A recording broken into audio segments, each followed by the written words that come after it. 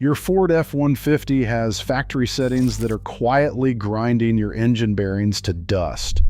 Most owners have no idea these features are even running, but every mile you drive with them active is shortening the life of the most critical components inside your engine.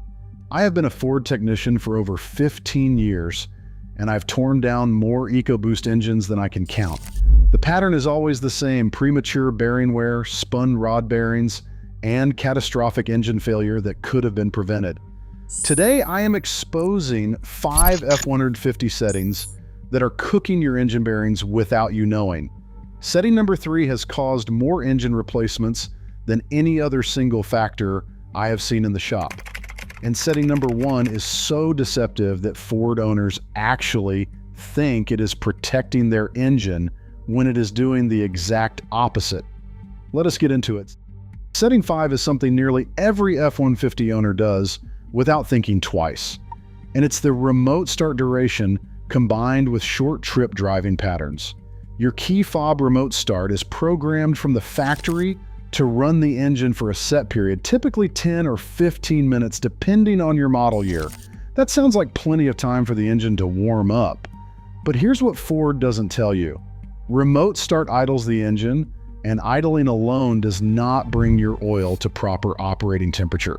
It gets the coolant warm enough that the heater works, sure, but the oil temperature lags significantly behind coolant temperature. On a cold morning when it's 20 degrees outside, your coolant might reach 160 degrees after 10 minutes of idle. But the oil is still sitting around 80 to 100 degrees. This oil is too thick to flow properly through the tight clearances in your rod bearings and main bearings. The clearances in a 3.5-liter EcoBoost between the crankshaft journal and the bearing surface are measured in thousandths of an inch. When the oil is cold and thick, it cannot maintain the hydrodynamic film that keeps metal from touching metal. You remote start the truck. The engine idles for 10 minutes. You walk out, climb in, and immediately drive off, thinking the engine is fully warmed up because the temperature gauge looks normal. But you are driving on oil that has not reached operating viscosity. Every acceleration event during the first few miles is putting direct stress on bearings that are not properly protected. The real damage happens when owners do this repeatedly with short trips. You remote start the truck, drive 5 minutes to the coffee shop, shut it off, start it again, drive 8 minutes to work, shut it off. The engine never reaches full operating temperature during these short cycles. Moisture and fuel vapors that normally burn off during sustained driving accumulate in the crankcase oil instead. This fuel dilution thins the oil beyond its designed viscosity range, reducing the oil film strength on every bearing surface in the engine. Ford's own engineering documents acknowledge that fuel dilution above 3% significantly reduces oil film thickness at bearing interfaces. Yet the Oil Life Monitor does not factor fuel dilution into its algorithm on most model years. I have pulled oil samples from F-150s driven primarily on short trips that showed fuel dilution levels of 4 to 6%. At those levels, your 5W30 oil is performing more like a 5W20 or thinner. The bearings are starving for protection they are not getting. The solution is not to stop using remote start, it's to change how you drive after remote start. Give the engine at least 5 to 10 minutes of gentle driving before any hard acceleration. Keep the RPMs below 3000 until the oil temperature gauge, if your model has one, shows the oil is fully warmed. And if your driving consists mostly of trips under 10 minutes, shorten your oil change interval by at least 25%, regardless of what the Oil Life Monitor tells you. Your bearings depend on oil that is clean and at the correct viscosity. Short trip driving destroys both of those conditions faster than any other driving pattern. Setting 4 is one that Ford markets as a fuel-saving feature, but under certain conditions it is creating the exact environment that destroys engine bearings. Eco mode during stop-and-go city driving. Most owners think ECO mode is harmless in the city. It saves fuel, the truck feels a little lazier, and that is about it. But what is happening inside the engine tells a completely different story. ECO mode reprograms the transmission to upshift as early as possible and stay in higher gears to keep engine RPM low. In stop-and-go traffic, this means your engine is constantly lugging at 1,100 to 1,400 RPM underload. When a turbocharged EcoBoost engine lugs at low RPM, the oil pump is not spinning fast enough to maintain optimal oil pressure throughout the entire engine. The oil pump in your F-150 is mechanically driven by the crankshaft. Lower engine RPM means lower pump speed, which means lower oil volume and lower pressure being delivered to the bearings. At 1,200 RPM, your oil pump is producing roughly 40% less flow than it does at 2,500 RPM. That reduced flow matters enormously at the rod bearings, which are the farthest hydraulic point from the oil pump. They receive oil last and lose it first when pressure drops. Every time you accelerate from a stop in eco mode, the transmission holds a higher gear than necessary, forcing the engine to labor through a narrow RPM band where oil pressure is marginal. The turbocharger compounds this problem. At low RPM underload, the turbo is in the worst part of its operating range. It is trying to build boost but cannot spool efficiently, so the engine management system dumps extra fuel to compensate.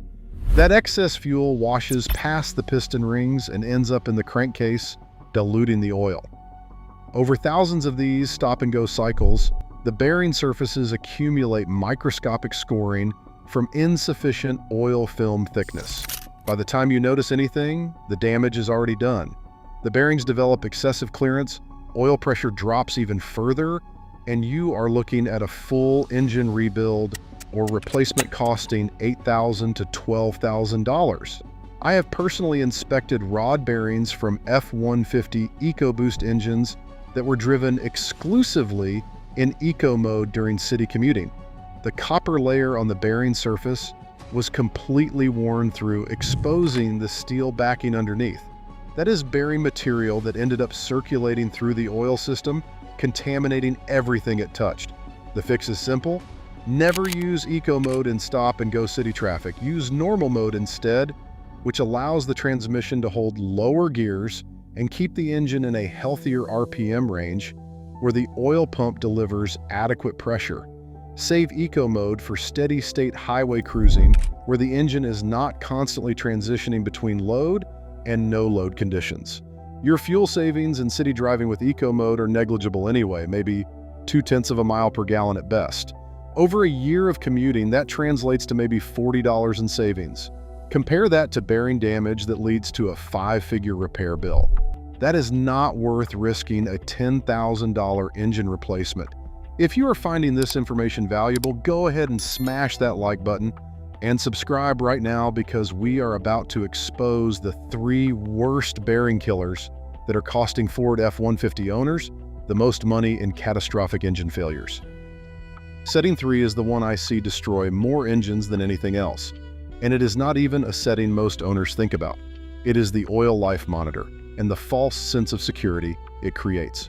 Your F-150's oil life monitor uses an algorithm that calculates when to change your oil based on engine RPM, temperature, idle time, and driving patterns. Ford programs this system to maximize convenience and minimize warranty complaints about frequent oil changes. But the algorithm does not measure your actual oil condition. It does not know what is happening to the oil at a molecular level. It does not measure fuel dilution. It does not measure acid content. It does not measure the viscosity breakdown that destroys bearings protection. The oil life monitor on most F-150s will let you go 7,500 to 10,000 miles before triggering a change reminder. For a naturally aspirated engine in ideal highway driving conditions, that interval might be acceptable. But for a turbocharged EcoBoost engine subjected to real-world driving with towing, short trips, cold starts, and city commuting, those intervals are dangerously long. Here is what happens inside your engine between oil changes at those extended intervals. The oil starts breaking down thermally after about 5,000 miles of mixed driving. The viscosity modifiers that keep your 5W30 performing across a wide temperature range begin to shear. The oil thins out under operating conditions, reducing the hydrodynamic film thickness on your crankshaft bearings. Simultaneously, combustion byproducts are accumulating in the oil. Soot particles, acidic compounds from burned fuel, and moisture from condensation all contaminate the oil progressively. The additive package that neutralizes acids and suspends contaminants becomes depleted. By the time the oil life monitor says you have 20% life remaining, the oil has already lost significant bearing protection capability. I've sent oil samples from F-150 EcoBoost engines to testing labs at both 5,000 miles and at the oil life monitor's recommended change point, around 8,000 miles. The difference is dramatic. At 5,000 miles, the oil showed normal wear metals and adequate additive levels. At 8,000 miles, iron and copper levels in the oil were 3 to 4 times higher, indicating accelerated bearing and bushing wear. The viscosity had dropped below specification and acid levels exceeded the condemning limit. The oil was actively damaging the engine for those last 3,000 miles, while the monitor still showed remaining life. This is why I tell every F-150 owner the same thing: ignore the oil life monitor. Change your oil every 5,000 miles with full synthetic if you do any combination of towing, city driving, short trips, or cold climate operation. That covers about 90% of real-world F-150 owners. If you exclusively highway cruise in moderate temperatures with no towing, then 7,500 miles is acceptable, but never beyond that. An oil change costs $60 to $90. A set of engine bearings installed during a rebuild costs $4,000 to $6,000 in labor alone plus parts. The math is obvious. You could change your oil twice as often as the oil life monitor recommends for the entire life of the vehicle and still spend less than a single bearing failure repair. Protect your bearings with more frequent oil changes and stop trusting an algorithm that does not actually measure oil condition. Setting 2 is one that Ford owners either love or hate, but either way it is cycling your engine through the single most damaging event for bearing life dozens of times per day: the auto start-stop system. Every time your engine shuts off at a traffic light and restarts when you lift your foot off the brake, your crankshaft bearings experience what engineers call a boundary lubrication event. This is the moment when the hydrodynamic oil film between the bearing and the crankshaft journal collapses during shutdown, and then metal contacts metal briefly during the restart before oil pressure rebuilds. Under normal conditions, your engine goes through this boundary lubrication event once per day when you start it in the morning. The bearings are designed to handle that. But auto start-stop creates 30, 40, or even 50 of these events during a single commute through city traffic. Each restart sends a momentary spike of stress through the rod and main bearings as the starter cranks the engine before the oil pump can re-establish full film pressure. Ford uses specially designed bearings and a higher capacity oil pump to mitigate this, but the engineering has limits. These components were designed to tolerate more start cycles than a conventional engine, not to endure an unlimited number of them indefinitely.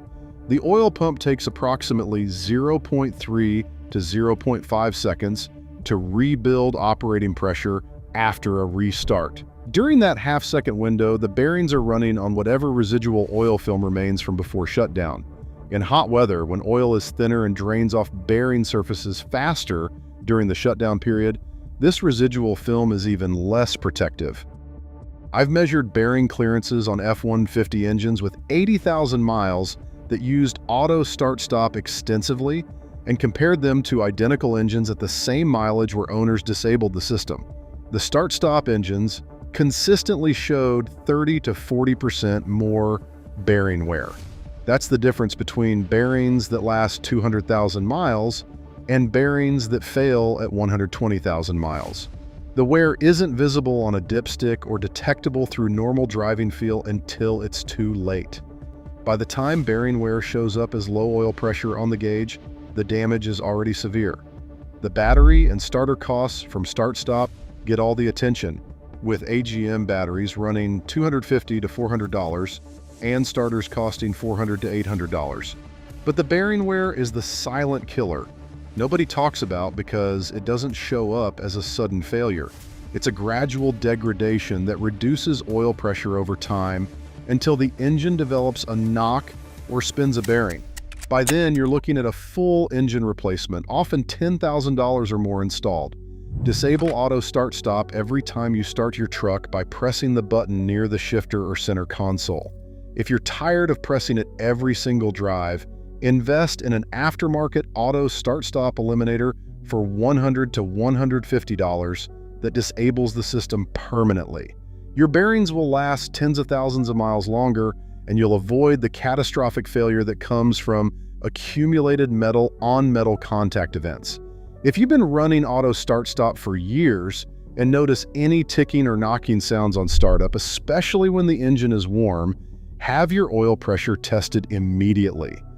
Low oil pressure readings indicate bearing wear that needs attention before it becomes a complete engine failure. Setting 1 is the most damaging bearing killer of all. It is something Ford programs into every F-150 at the factory with no clear explanation of the consequences.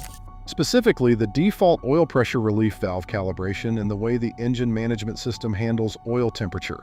This is technical, but it directly determines whether your bearings survive or fail. Your F-150's engine has an oil pressure relief valve that limits maximum oil pressure to prevent damage to seals and gaskets. When the oil is cold and thick at startup, the pump generates very high pressure because the oil resists flowing. The relief valve opens to bleed off excess pressure and protect the system.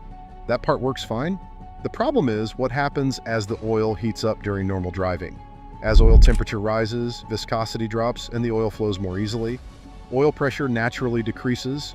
In a properly functioning system, this is normal, and the bearing clearances are designed for this operating range. But Ford's engine management calibration allows the engine to operate under full load, full throttle, and maximum boost before the oil has reached stable operating temperature. There is no software lockout, no reduced power mode, and no warning that prevents you from flooring a cold engine. When you remote start the truck, climb in after 5 minutes, and immediately merge onto a highway with a heavy right foot, you are commanding maximum power from an engine whose oil has not stabilized thermally. The oil pressure may read normal on the gauge, but the actual film strength at the bearing surface is compromised because the oil is transitioning between cold and hot viscosity characteristics. This transitional period is when bearing damage accumulates most rapidly. The oil is too thin to maintain cold start protection levels, but it has not reached the stable operating temperature where the system was calibrated to perform. Add turbo boost into this equation, and the situation gets worse. Under boost, combustion pressures on the piston tops increase dramatically, which increases the force pushing down on the connecting rod bearings. Those bearings need full oil film protection to handle these forces. When you are at full boost with transitional oil temperatures, the film thickness may be marginal, and every hard acceleration event causes microscopic metal transfer between the bearing and the journal surface. Over 50,000 to 80,000 miles of this pattern, the bearings develop enough wear that oil pressure drops permanently.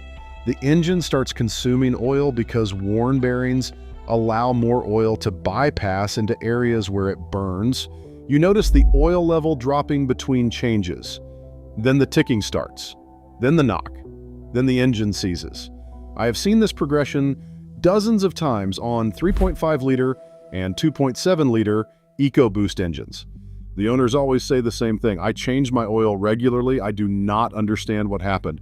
What happened is they drove the engine hard before the oil reached operating temperature, and they did it thousands of times over the life of the vehicle. Ford could easily program a reduced power mode that limits boost and throttle response until oil temperature reaches a safe threshold. Some European manufacturers already do this, but Ford does not implement it because customers would complain about sluggish performance during the first few minutes of driving. So the responsibility falls entirely on you. The solution requires discipline, not a menu setting. After starting your F-150, drive gently for the first 5 to 10 minutes. Keep engine speed below 3,000 revolutions per minute and avoid wide open throttle until the engine has been running under load long enough for the oil to reach full operating temperature. If your truck has an oil temperature readout in the instrument cluster, wait until it stabilizes before demanding full power. If it does not have this readout, use time and distance as your guide. Drive at least 5 miles of moderate driving before any aggressive acceleration. For owners who tow, this warm-up period is even more critical. Never pull a loaded trailer onto the highway and immediately accelerate to cruising speed. Build up gradually and let the oil temperature stabilize under the increased load before adding more demand. Your bearings are the foundation of your engine's longevity. Every setting and habit we have discussed today directly impacts whether those bearings survive to 200,000 miles or fail catastrophically at 80,000 miles. Disable auto start-stop, ignore the oil life monitor in favor of 5,000-mile intervals, avoid eco mode in city traffic, manage your remote start and warm-up habits, and never drive a cold engine hard. These are changes you can make today that will add years of reliable service to your F-150.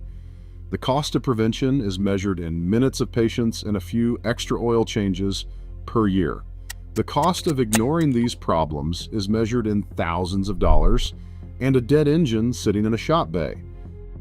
If you found this information valuable, make sure you subscribe, hit that notification bell, and drop a comment below telling me which of these settings you have been running without knowing the damage it was causing. Share this video with every F-150 owner you know, because most of them are cooking their bearings right now and have no idea. Thanks for watching. I will see you in the next one.